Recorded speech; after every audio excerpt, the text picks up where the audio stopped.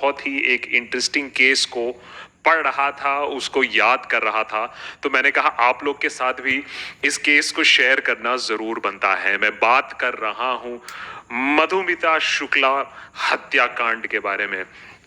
आजकल अगर आप पॉलिटिकल लीडर्स की बात करें तो थोड़ा सा करप्शन और थोड़ा सा कंट्रोवर्सी और एक वायरल वीडियो होता है, लेकिन एक जमाना होता था इंडियन पॉलिटिक्स में, और मैं कहता हूं जिसकी वजह से बहुत लोग अचंभित रहते हैं कि ऐसा कैसे हो सकता है कि यूपी में और कुछ हद तक बिहार में भी कैसे बीजेपी इतनी बार जीत रहा था। क्योंकि इन स्टेट्स ने एक ऐसा दौर देखा है बाहुबलियों का, जहां हर दूसरा नेता एक बाहुबली बनकर घूम रहा था, जिससे लोग भी मेरे ख्याल से काफी परेशान हो चुके थे। बाहुबली अब भी होते हैं, लेकिन कहीं ना कहीं उसको सेंट्रलाइज कर दिया गया है। एक ही या दो ही ऊपर बाहुबली होते हैं, हर दूसरा छुटभैया नेता बाहुबली नहीं हो जाता है। और मैं बात कर रहा हूं अमरमणि त्रिपाठी के बारे में, जिसको हाल ही में मैंने कल रात की ही बात है कि सुप्रीम कोर्ट के रूलिंग के बाद सारे डेक्स क्लियर हो गए उनकी रिहाई का। As of last night, Friday night, Amarmani Tripathi को रिलीज कर दिया गया है। अब आज की जनरेशन सोचेगी, मैं अपने टीम मेंबर से भी बात कर रहा था, अभय एडिटर से भी बात कर रहा था, तो उनको तो मालूम ही नहीं है कि अमरमणि त्रिपाठी कौन है। हाँ, अमनमणि त्रिपाठी उनको थोड़ा सा मालूम है कौन है, लेकिन अमरमणि त्रिपाठी कौन है ये उन लोग को याद नहीं है। और नीदर वो मधुमणि शुक्ला के बारे में जानते हैं या फिर मधुमिता शुक्ला के बारे में जानते हैं। ये बड़े कंफ्यूजिंग नाम हो रहे हैं, तो इन सब के बारे में आज एक दिलचस्प छोटा सा एपिसोड है। थोड़ा सा पॉलिटिकल हिस्ट्री है, और इसमें सिर्फ हिस्ट्री नहीं है, इसमें सेक्स है, इसमें वायलेंस है, इसमें पॉलिटिक्स है, इसमें दगाबाजी है, इसमें धोखाबाजी है, इसमें पॉलिटिकल करप्शन है। मैं तो कहूंगा कि इसके ऊपर तो पूरा का पूरा एक वेब सीरीज बन सकता है। As a matter of fact एक छोटा सा वेब सीरीज बन भी चुका है। अगर अमेजॉन प्राइम में आप लव किल्स देखेंगे तो आपको एक छोटा सा वेब सीरीज भी इसमें आपको देखने को मिलेगा। लेकिन ये रहे हमारे मेन किरदार। अगर हम इस पर वेब सीरीज बनाएंगे तो ये बहुत लंबी वेब सीरीज बनेगी, house of cards Indian version बनेगी। लेकिन होता क्या है, वो तांडव टाइप चीज आती है, यहां हम बैन कर देते हैं। लेकिन ये है मेन किरदार हमारे इस वेब सीरीज के। सबसे बीच में ऑब्वियसली है अमरमणि त्रिपाठी, एक जमाने में बहुत ही दबंग लीडर, बहुत बाहुबली, और इनके साथ कोई खास पंगा नहीं लेना चाहता था, क्योंकि इनके साथ पंगा लेने का मतलब है कि भैया अपनी जिंदगी को खतरे में डालना या फिर कम से कम कष्ट को न्योता देना। तो सबसे बीच में है अमरमणि त्रिपाठी। अगर आप यूपी में पिछले 15-20 सालों में कभी भी रहे हो तो आप अमरमणि त्रिपाठी को बिल्कुल जानोगे। बाहुबली लीडर क्या होता है उसका एक परफेक्ट एग्जाम्पल है। देन बहुत सारे मणि हैं इस खानदान में। मधुमणि जो कि अमरमणि की वाइफ है, और अमन मणि जो कि अमरमणि के बेटे हैं। मैंने बोला था ना बहुत मनी मनी है यहां, तो अमन मणि, अमरमणि एंड मधुमणि, ये है आपके 3 मेन किरदार। और इनके विक्टिम्स जो होते हैं, एक तरफ सारा और दूसरी तरफ मधुमिता। और विक्टिम्स क्यों है, कैसे हैं, बाप 10 नंबरी बेटा 1 नंबरी, किस तरीके से इन लोग ने एक अपना पॉलिटिकल नेटवर्क बनाया, अपना कैसे एक जाल बनाया, उसके बारे में बहुत ही दिलचस्प डिटेल्स हैं इस केस में। अगर आपको लेटेस्ट नहीं मालूम है, मैं सारा दिन बैठकर रिसर्च कर रहा था। सुप्रीम कोर्ट ने फर्स्ट एंड फॉरमोस्ट तो रिफ्यूज कर दिया वो पिटीशन को, जो कि यूपी गवर्नमेंट माने जो कि अपोज करने के लिए किया गया था कि नहीं यूपी सरकार इसको रिलीज कैसे कर सकती है, इसको तो लाइफ टर्म दिया गया था, तो इसको आप ऐसे रिलीज नहीं कर सकते हो। मधुमिता शुक्ला की बहन ने एक केस भी दर्ज किया था, सुप्रीम कोर्ट ने उसको खारिज कर दिया। कल रात को टेक्निकली उनको रिलीज कर दिया गया है, ऑल्दो वो अभी मेडिकल कॉलेज में है, उनकी ट्रीटमेंट चल रही है, उसके बारे में अभी हम आते हैं। ये सेंसेशनल हत्याकांड क्या था उसके बारे में आज मैं आपको थोड़ा सा पॉलिटिकल हिस्ट्री बताऊंगा।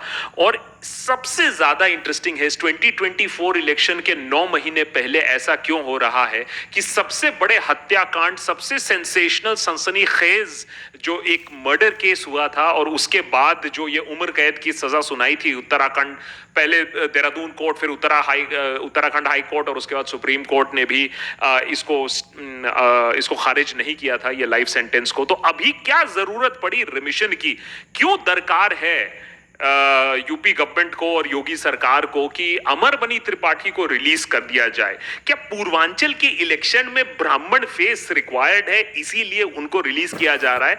तो इसमें एक बहुत पॉलिटिकल एंगल भी है, तो उस पॉलिटिकल एंगल को भी आज देखेंगे देशभक्त पर। साथ ही साथ जो मैंने बोला लव, सेक्स और धोखा का जो पूरा का पूरा एक स्टोरी है, उसके बारे में भी बात करेंगे। सबसे पहले आइए, एक बहुत ही इंटरेस्टिंग, देखिए एडिटर ने आज सारा दिन काम करके आपके लिए कुछ एक इंटरेस्टिंग बनाया है।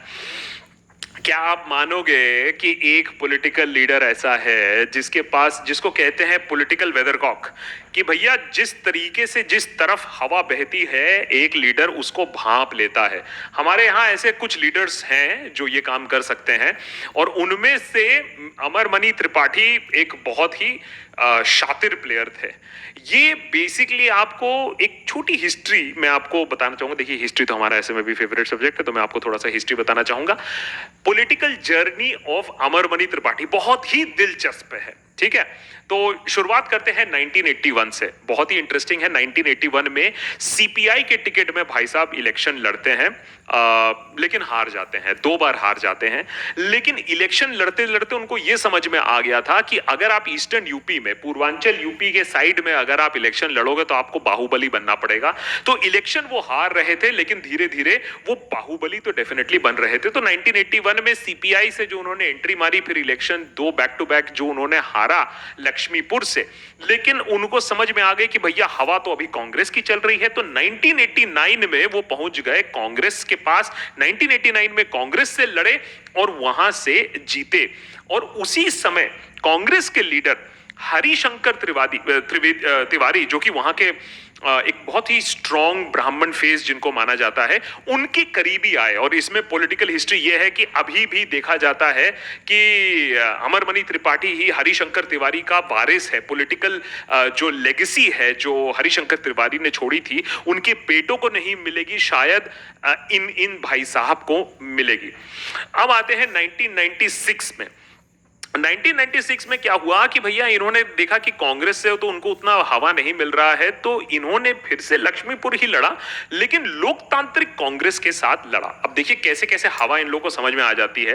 लोकतांत्रिक कांग्रेस के साथ इन्होंने इलेक्शन लड़ा 1996 में, लेकिन लोकतांत्रिक कांग्रेस फिर जाकर मिल जाता है बीजेपी के साथ, और बीजेपी की सरकार, कल्याण सिंह की सरकार में इनको मंत्री पद भी मिल जाता है। तो अब देखिए 1981 में सीपीआई हो चुका है, फिर 1989 में कांग्रेस हो चुका है, फिर 1996 में लोकतांत्रिक कांग्रेस हो चुका है।